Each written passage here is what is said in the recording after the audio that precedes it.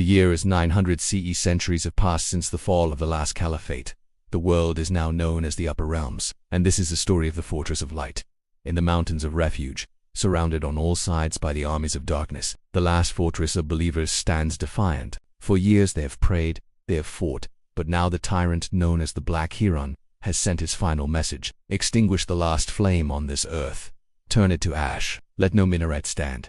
Tonight, the great battle begins. The siege of the Black Fortress, also known as the Fortress of Light, is the last stand of the believers against the armies of the Shadowlands, ruled by the sorcerer king known as the Black Heron, a man who rides a cyber dragon into battle and drinks the blood of enslaved minds, while the Light Realm, a shrinking alliance of cities, holds to the teachings of divine justice and the legacy of the prophets. The last bastion of the faithful stands in the mountains of refuge, a fortress of shining white marble and soaring spires, home to the believers and scholars, scientists and saints, all patiently waiting for the inevitable attack of the Shadow. At the walls, the Banner Prince makes his ablution with snow. He is the last of an ancient bloodline, the last scion of the House of Ao, a warrior from the bloodline of Saladin, and he is ready to give his life for his lord.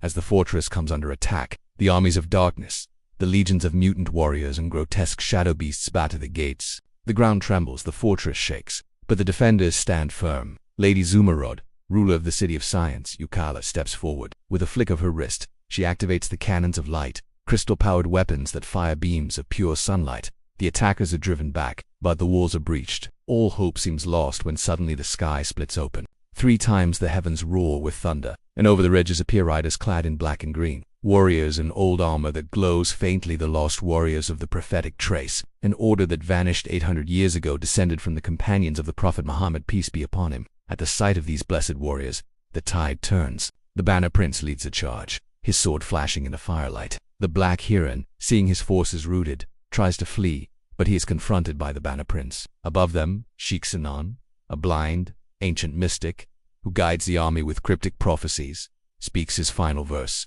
when truth meets falsehood in decisive hour, and the sword of justice cleaves the air, know that Allah's promise is the strongest tower, and victory shall be ours, not by our hair but by the will of the Lord Most High. In a duel of light and dark, faith and fire, the tyrant falls. With the death of the Black Heron, his armies dissolve. The cities rise. Tyrants are overthrown. A new dawn breaks over the Upper Realms. The people chant the names of justice, mercy, and unity. The Caliphate is restored, not as an empire, but as a global covenant of peace and divine purpose.